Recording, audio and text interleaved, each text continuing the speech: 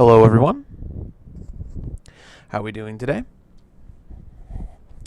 I'm here and I'm sorry this is late, but I've been having problems working on my current commission. These guys, the Horus Heresy box set. Mostly because I spent like 5 hours, 5+ hours racking my brain about why I was getting almost no air pressure out of my airbrush, and it wasn't my compressor. And I cleaned and re-cleaned my airbrush, and I never figured out what the problem was. I'm not even absolutely sure what the problem was. All I know is that it's working now. So, yeah. But I needed to do a primer for our next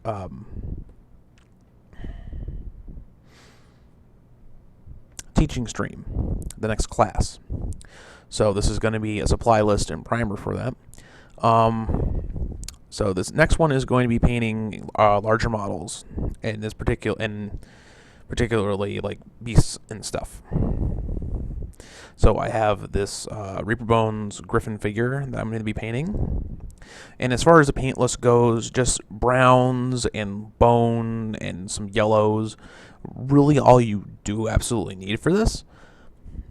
As for that, so just any various from dark tones to light tones, any of those ranges will work really nicely. So, and always have on hand a black and a white and stuff like that, just because it's a good idea to have it. I know he's got some black primer on him. I think he got hit by overspray at one point in time, because he's going to be primed either gray or white when I'm done with him. Something for the lighter colors to go over easier. And as far as what you need to paint them, for brushes, always a brush with a good tip is always good. But in this particular case, you're gonna definitely want to have yourself a good dry brush on hand, because a lot of this model is going to be dry brushing. You're going to want preferably fresh paper towel, because this is really just a big part of dry brushing. Having a palette on hand is always good. I mean, you can use the paper towel if you really want to as a palette, though it's going to absorb a lot of the paint. So it's not the best thing in the world. It works. It's just not the greatest idea. And sometimes with bigger figures, it's good to have it broken down in pieces. So I do have that.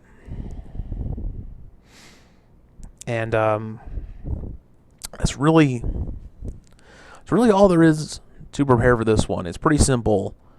Just different browns, bone color, or yellows. Once again, a dry brush and a dry brush, a base coat brush if you want to use a different brush for the base coat brush, and then a decent brush with a decent tip for the more detailed work. But this is going to be, building up more on some of the techniques we covered with the ultramarine, like the dry brushing and stuff, and some of the layering and all that. We're going to try to advance that a bit, just as we're going to with every single one of these. We're going to try to introduce some simple techniques and then advance them, so that as you get better, you have more instruction for better ways of handling things and doing things. The following week is going to be, I believe, pre-shading. Yeah, working on pre-shading, which I have this dwarf figure that I'm going to use for that. Partly because he's got a lot of really nice little divots and stuff, and it's just a nice way to show how to work with pre-shading and still get a really nice result, without having to do like the double prime sprays and stuff like that too. So I'm going to tell you how to use shades and washes and things to pre-shade, and as an advantage and as a method of doing some painting. So look forward to that. Then painting a large vehicle after that, so I got a Rhino set up for that. After that is going to be, I don't remember what that week was off the top of my head, but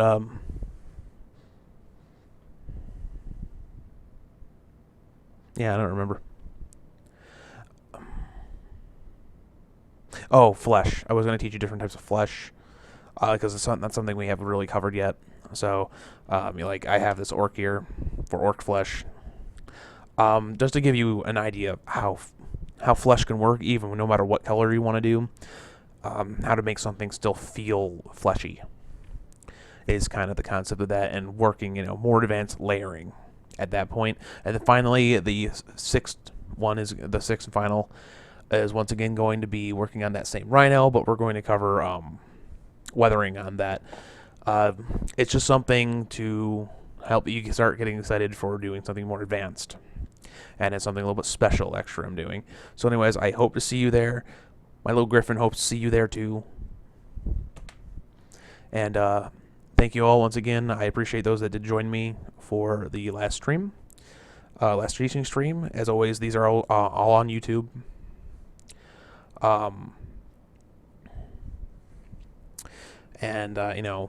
You're welcome to come. I'm treating it like a class, but there's no tuition or anything. If you want to help support me in doing these sort of things, because I love doing this sort of stuff, and you appreciate what I'm doing and want to help support me so that I can get more things to do more with, to show you more. There's always my Patreon, which will be linked in the description. If I'm streaming, you can always donate while I'm on my stream. I'm sorry, I didn't realize I had something open. Anyways, have a wonderful day, everyone. Take care.